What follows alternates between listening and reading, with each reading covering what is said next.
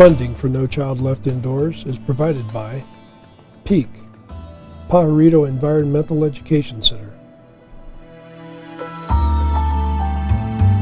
The Park Flight Program at Bandelier National Monument is made possible by the generous support of the National Park Foundation, American Airlines,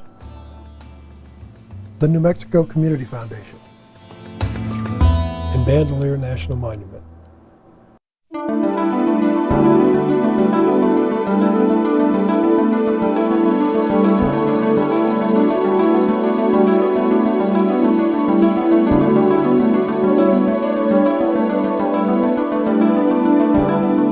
Starting in August, every Thursday and Friday, Steve's team has been meeting in a secret place and in Hemis Mountains. They get up very early in the morning, set up their 10 mist nets, wait for birds to land in the nets, and start a new exciting day, getting valuable information and seeing beautiful birds.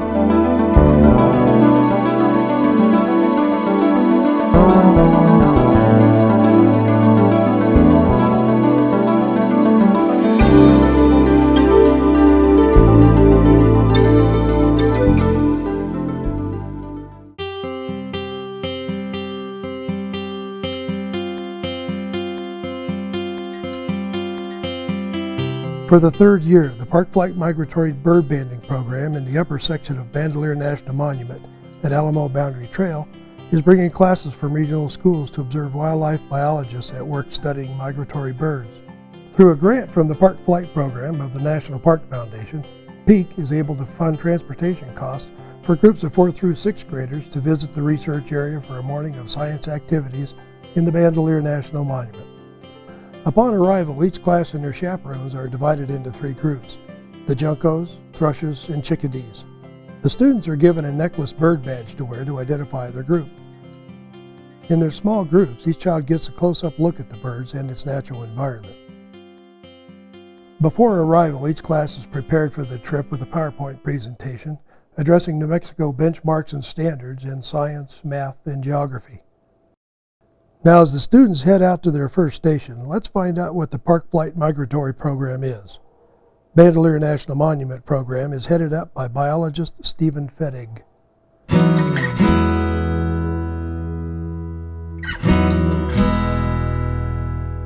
The Park Flight Program at Bandelier National Monument has 4 objectives. 2 of these objectives are scientific, and 2 of these objectives are educational. The primary scientific objective is the monitoring of migratory birds to determine which species are using upper elevation habitats of Bandelier each fall, and to determine the relative abundance of those species. A secondary scientific objective, one with a long-term focus, is research to identify summering and wintering areas for the birds that use Bandelier each fall. A primary educational objective is the training of biologists and teachers from Central America. A secondary educational objective is the teaching of local students about animal-habitat relationships, geography of North America, and problem-solving techniques using bird-related field trips and classroom presentations.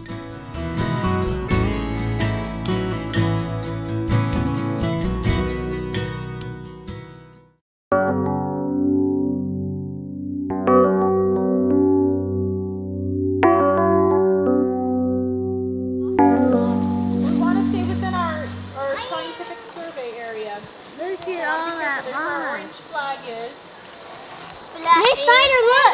We found some orange fluffy. We found some orange fluffy. I found a mushroom. Look. It's ripped up his back. Oh, is that a mushroom?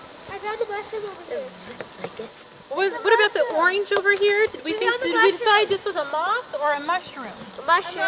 Moss. Moss. Moss. We discovered it does kind of come up like a mushroom would. Yeah, but it looks mossy. It looks like a mushroom. Hey, I found mushrooms. We live. See over there? Are there more cups like? Oh yeah. Good job, Bailey. So how do you know there's a mushroom? Because they just are mushrooms. You just have the feeling.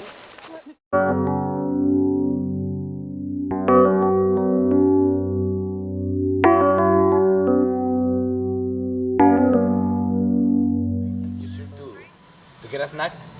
This is the midnight. The midnight is 56 feet long and is 8 feet tall.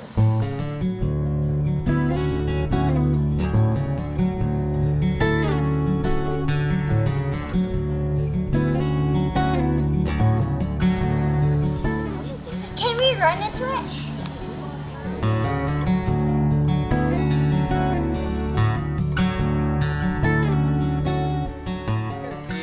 It's hard to see, but it's possible. It's like a spider web. It's like a spider web, that's right. Now that we're gonna do, we're gonna take your backpacks out, Take your backpacks off. and we'll walk into the movement. Oh, yeah. Come on. Sometimes the bird is here. The bird will see the movement. But what do you see the so when the bird is here, what do you see the bird say when it's here? Uh-oh, that's right. Uh-oh, bagan. And they float to the mist. Some birds are able to see the movement. It's a yellow and white bird. So I'm gonna show you how the bird fly to the movement. And fly in this way. And they take, you know? And then we come, we take it out, that's right, and we take directly from the bird. That is the head of the bird. And here is the bill. And now we take it this way, we put in the bottom of the bag, of one bag like that. We close a little the bag like that, and we open the hand. When we open the hand, the bird will try to escape, of course. And if the birds see a little hole with light, they will see, run from the light. They will be flying as fast as possible to the light. So we should be very careful when we are closing that. In this way, the bird cannot escape. And then we go with the bird, the one inside. And so, any question? Scare the bird. Because if we are here. Okay, a Cooper Hawk. Look at it. So,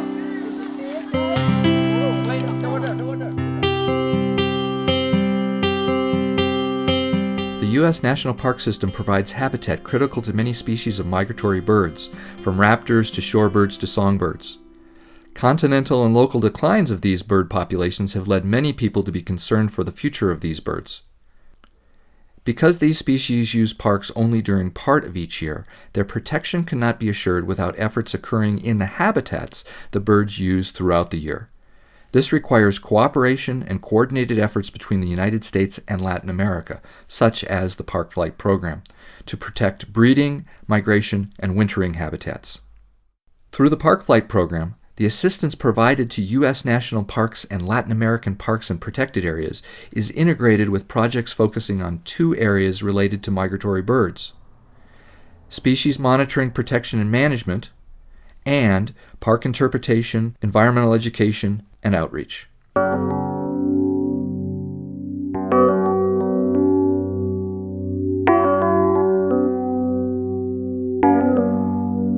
When a group arrives at Station 3, the biologist can be at any point in the banding process. So let's start at the beginning. Biologists and volunteers arrive at the banding site before sunrise to set up the mist nets and the banding station. Once the equipment is set up, instruments are calibrated and the nets are open, word is given to start the cycle of checking nets every 30 minutes and processing birds. The cycle continues for 6 hours, as long as rain or snow do not create dangerous conditions for the birds. The PEEC volunteers and other wildlife enthusiasts that help are critical to the success of the program. Once captured, birds are carefully taken out of the nets. They are given quick physical exams to ensure that they are healthy and able to be banded.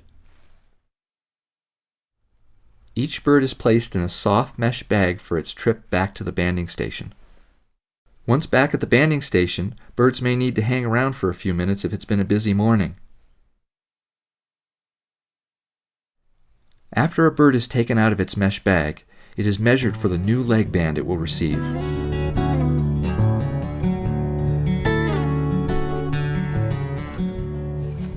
now I'm gonna show you another stuff. We use this is a neck leg. The neck leg is a special tool to know which band is better for the bird. You can see here there is a code. That code is the code that are in the band. You see the band? 0A and 0. Like here, 0A and 0 and 1 and 1B. Now for the mountain chickadee, if you try a 1, it's bigger. It's bigger, it's enough, but it's a little bigger. We don't want much bigger. But if we try a 0, the 0 is better. Because 0A is much better too. Because you can see, there is a small free space. Because we don't want that the band be enough bigger for to take out from the leg, and we don't want the band is enough smaller that the bird is hurt. You got it? Okay. We don't want it to be too tight on him. We don't want too tight. Or too loose. To learn that word. I'm gonna show you the Banding pliers. the banding plier. That's amazing. Do you see the holes?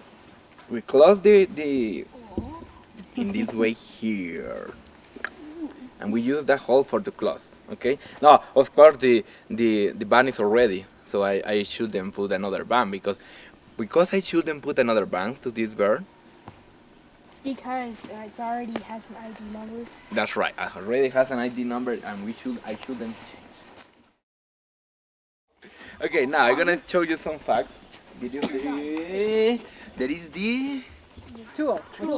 It's the wing ruler. the wind ruler. That's right. Okay, so we put the grips, and we measure the wind.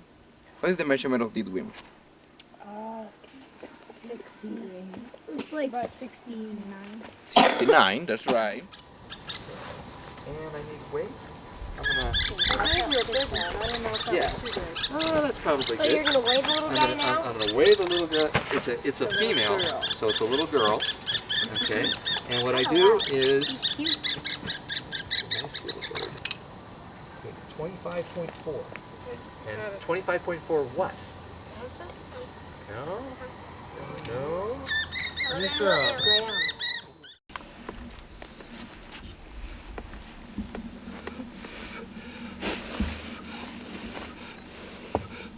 No primary molt, no secondary molt. They mold What you doing there? every year. How about because where? It's like the old wear. You should to change sometimes. Here's some molt. Whoa. And they use health feathers, so they need new feathers every year. We're gonna give it a 1 for primary wear. So does this Okay. also Any new? tell Anything us new? then No, about all the no's, environment and that- including no the for environment they're in retrix or can't tail. cause certain things to change on their bodies Sometimes, then? but you. They molt naturally. What I want you to say also, put a semicolon, Okay. and then you're gonna say growth bars in wing. All right. Or just they've been living a long time. Okay, one thing I want to teach you is there are various ways to hold these birds. Okay, this grip, holding it by its legs high on the drumsticks, you know, like a drumstick like a turkey has or a chicken has. If you hold high on the leg, you have very little chance of hurting the bird or hurting the bird's leg. But the best grip is what we call the bander's grip, and it's this grip. You sort of make a peace sign, and then you put your 2 fingers around their head. Now, make this symbol, okay, and make sure your other fingers aren't near these 2 fingers. And I want you to squeeze your earlobe. Squeeze it really hard. It's hard. Yeah, we don't have muscles to squeeze really hard that way. That is why this grip is so good for birds, because we have good control over the bird, but we're not going to accidentally squeeze and hurt the bird, at least not around its neck. So that's a really good grip for protecting the bird and keeping the bird in good control. I bet you've seen this and you don't remember. Have you ever seen a chickadee hanging upside down, holding on with its legs? Yeah, sure. Okay, so you see, there's several things to look at when you look at a chickadee. See, chickadees, they have very strong claws. See how his claws are curled up like that? Okay, now when you guys are relaxed, your hand is open like this, right? Now, and if you want to make it into a fist, you actually need to spend energy to make that into a fist. For birds, for passerines, which is what we call songbirds, their relaxed position is this. So when they're sitting on a twig, They can sit there for hours and hours and never get tired. Birds actually use energy to open up their legs, so it's the other way around because they have a tendon that keeps it closed. Okay?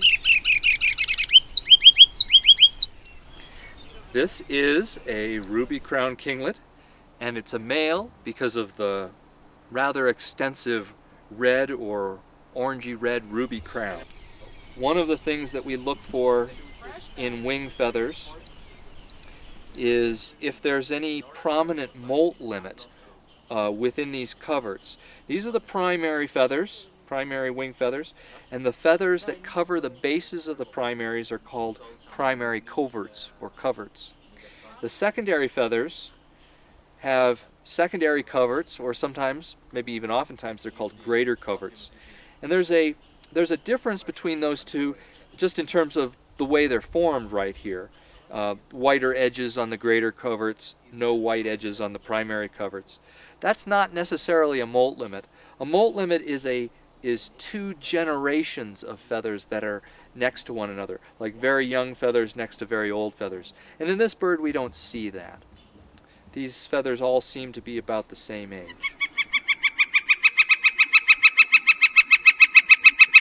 Male northern flicker, and the kind of northern flicker is a red-shafted flicker. We call it a red-shafted flicker because of this orangey wing lining.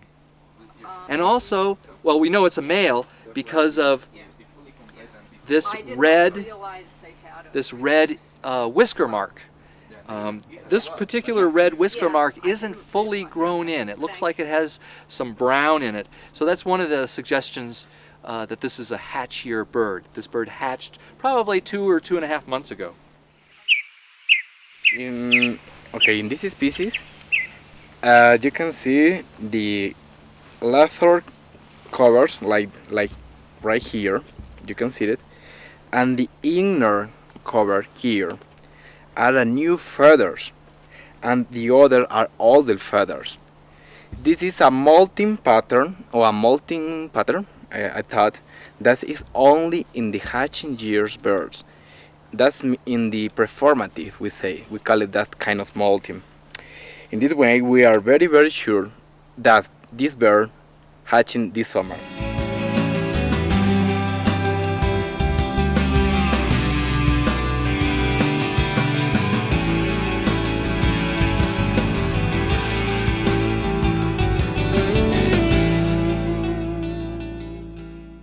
Sometimes birds will sit in a person's hand for several seconds waiting to fly away, especially if they don't know. I'm going to put this bird on its back, and it might not know it's free. Yeah. Watch out for the poking up. Now, open your hand just a little wider. That's good. Okay. So we're just going to let it sit there. Right now it doesn't know it's free. It may sit there for several seconds. We're going to turn the bird over. There we go. You guys almost got it again. That was so cool. Okay, thank you very much, Peter. That was a feel.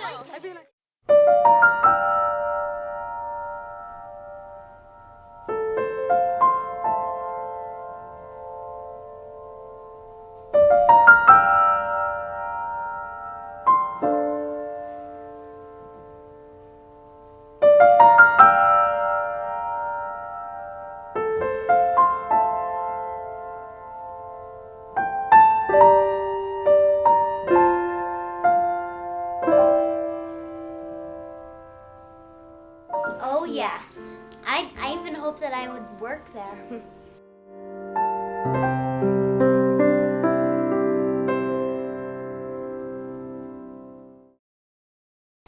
When people ask me the very difficult question, is the park flight program making a difference?